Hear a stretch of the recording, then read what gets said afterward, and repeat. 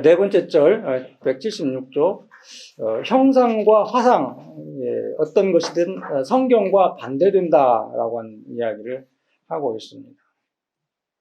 그러면서 이제 아까 말씀드렸던 예언자들 중에서 이사야의 이야기를 하나 인용을 합니다. 177조 아랫부분 보면은 이사야 44장 12에서 17절까지. 저 어리석은 자들은 동일한 나무로 자신들을 따뜻하게 하고 그것으로 불을 피워서 떡을 굽기도 하고 그것으로 고기를 굽거나 삶기도 하며 또 그것으로 신상을 만들어 그 앞에 부복하기도 하는 자들이다라고 그는 책망했다. 그러니까 같은 나무로 우상을 빚어 만들고 나머지 부분으로는 땔감 쓰고 그런 어리석은 자들 이런. 재미난 것은 이솝 알죠? 이솝이 아주 이런 비슷한 이야기를 했어요. 이솝이 그래가지고 이솝이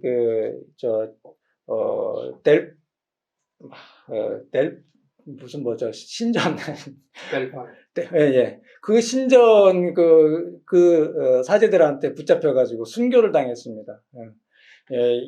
이솝도 당시 거의 BC 한 300~400년 전 사람이었던 것 같은데 이사야와 같은 현자였어요. 지혜자였어요. 그래서 우상 숭배의 허구성을 이렇게 전하고 다니다가 신전 사제들에게 순교를 당했던 자들입니다. 넘어가겠습니다. 178조.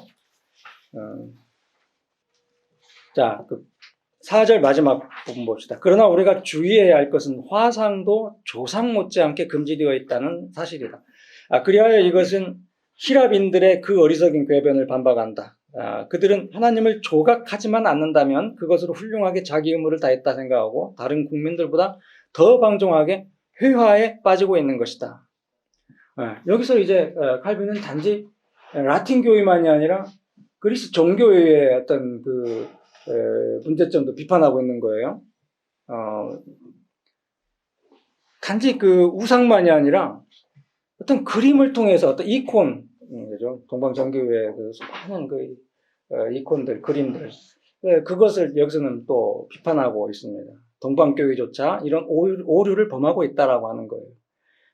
그러면서 제2계명, 십계명 제2계명은 단지 조각상만이 아니라 그림이나 화상들까지도 금지하고 있다라고 하는 말을 하고 있는 겁니다.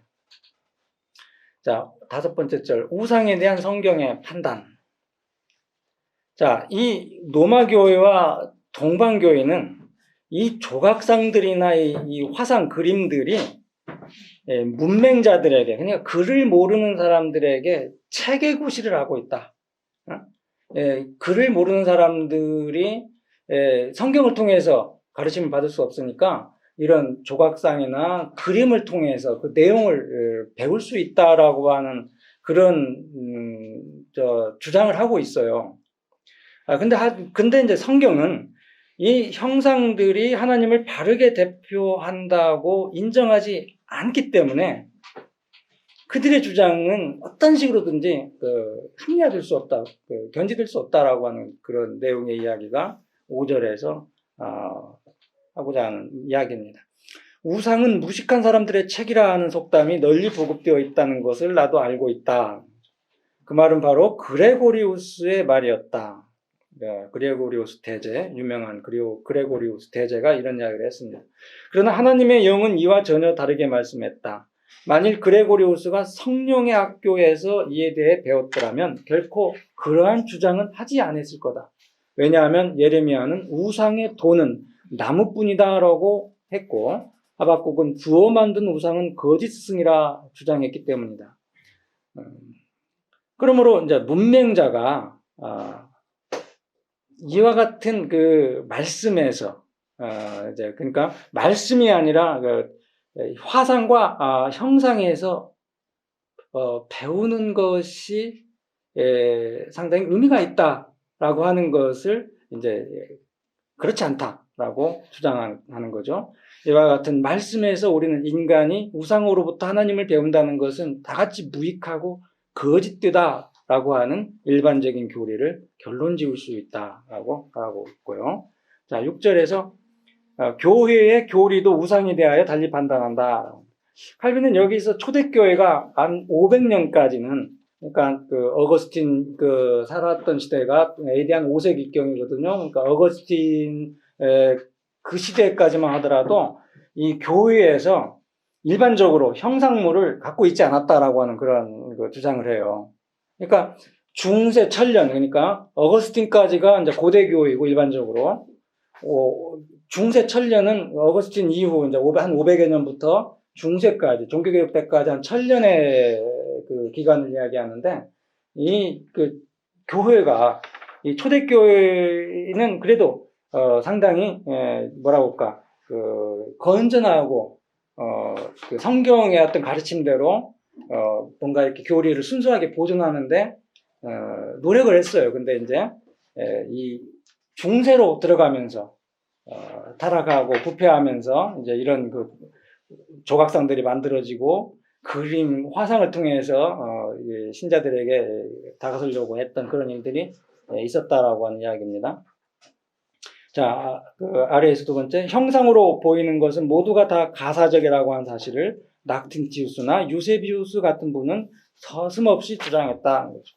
180조. 어거스틴도 마찬가지로 형상에게 예배드리는 것뿐만 아니라 그 형상을 하나님께 봉헌하는 건 죄악이라고 명백하게 주장했다는 거죠. 그러나 그 어거스틴의 말은 엘비라 교회 회의라고 하는 것이 306년경에 있었던 교회 회의인데 여기서 제정된 것과 다를 바가 없었다는 거죠.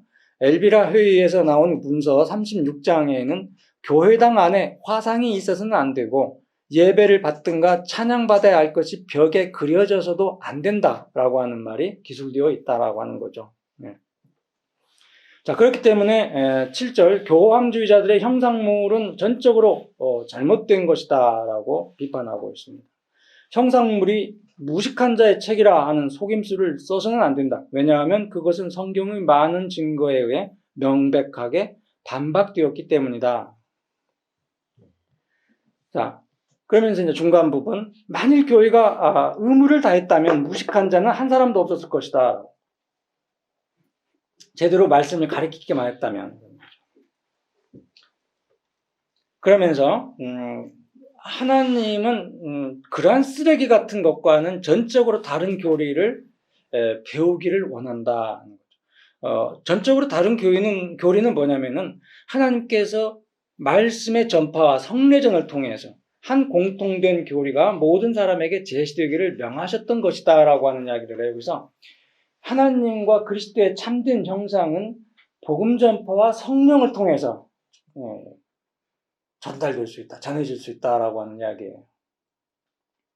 자, 그러면은 무지에서 다만 우상 이유에서는 배울 수 없다고 교황주의자들이 말하는 그 무식한 자들이 대체 누구냐라는 거죠. 바로 주님께서 자기 제자로 인정하신 자들이고 하늘나라의 철학의 계시로 영광의 옷을 입힌 자들이고 또한 천국의 구원의 신비로 교육받기를 원하는 자들이다라고 이야기를 합니다. 182쪽. 자, 그들이 이렇게 무식하게 된 것이 그들을 교육하기에 적합했던 그 교리를 탈취당한 데서 온 것이 아니고 어디에서 왔겠는가, 이런 질문을 던집니다. 그러면서 실로 교회의 지도자들이 가르치는 인물을 우상에게 넘겨주었다는 것은 그들이 벙어리였다는 것 이외에 다른 이유가 없다. 바울은 이 복음을 진실하게 전파하면서 그리스도께서 십자가에 못 박히신 것이 너희 눈앞에서 밝히 보이거늘이라고 증거하였다 하는 거죠. 자, 이게 뭐냐면은 복음에는 이게 이제 우리 이제 뭐 십자가가 이제 그 교회 전면에 이제 붙어 있기는 합니다만은 캐톨릭 교회나 이런 데 가면은 저 그리스도가 이제 거기에 달려 있잖아요. 다 이게 그리스도께서 가시관도 쓰고 그 흉측한 그런 참 그 몰골에 이제 뭐 그런 그 여러 가지 어떤 십자가 조형물들이 이쪽에 있는 거예요. 그러니까 그런 눈으로 그 조각상들, 그 형상들을 확인해서 알 수 있는 게 아니라 바울이 이미 갈라디아에서 밝히 말하고 있듯이 그리스도께서 십자가에 못 박히셨다라고 하는 사실을 이미 명명백백하게 말하고 계시다라고 하는 거, 말씀하고 계시다라고 하는 것을 성경에서 우리가 증거로 찾을 수 있다라고 하는 사실이죠. 굳이 그 십자가 조형물을 보지 않아도 말씀을 통해서 밝히 알 수 있지 않냐라고 하는 그런 내용입니다. 요컨대 그 뒷부분, 요컨대 우리를 성부 하나님과 화목케 하셨다는 것을 충분히 또는 진실하게 배웠다고 하면 대체 무슨 목적으로 나무와 돌과 금, 은으로 그렇게 많은 십자가상을 교회 도처에다 세웠겠는가? 이 한 가지 교리만으로도 나무와 돌로 만든 1000개의 십자가상에서보다 더 많은 것을 배울 수 있었을 것이다. 그러나 탐욕적인 사람들은 하나님의 말씀을 듣는 것보다는 오히려 금, 은으로 만든 십자가상에 저들의 마음과 눈을 더 집착하게 될 것이다. 8절로 이제 11절은 형상의 기원, 왜 이런 것들이 만들어지게 되었는지에 대해서 이야기합니다. 자, 8절은 유형적인 신격에 대한 인간의 욕구 때문에 이제 이 형상들이 만들어졌다 이렇게 말하고 있습니다. 그러면서 183쪽 봅시다. 이 사실에서 우리는 인간의 본성은 말하자면 우상을 만들어내는 영원한 공장이다. 이런 결론을 내릴 수 있다라고 말을 합니다. 그러면서 중간 부분 보면은 이 형상들은 하나님을 참되게 묘사한 것이 아니라 그 형상을 제작한 인간 자신의 생각을 투영한 것이다. 이런 이야기를 해요. 그게 이제 그 19세기 그 무신론자들의 대표격이라고 할 수 있는 포엘바 같은 그런 무신론자들이 이렇게 이야기를 했죠. 신은 인간의 투사다. 뭐 그런 이야기를 했습니다. 그래서 신이라고 하는 것은 인간의 생각을 하늘에 투사시킨 것이다. 인간의 바램, 꿈, 욕망 이런 것들을 하늘에 투사시켜서 그것이 신이다. 이게 기독교 하나님이다. 그런 이야기를 했거든요. 똑같은 이야기를 여기서 보게 됩니다. 인간은 내적으로 상상한 하나님을 수공으로 표현해 보려고 애쓴다. 그러므로 마음은 우상을 잉태하고 손은 그 우상을 만들어낸다. 하나님께서 자신을 유형적으로 나타내지 않는 한 인간은 하나님이 그들과 함께 계시다는 것을 믿지 않는 것이 곧 우상숭배의 기원이라고 하는 것은 이스라엘 백성의 신뢰가 입증해 준다. 출애굽기 32장 거기에서 인용하고 있습니다. 넘어가겠습니다.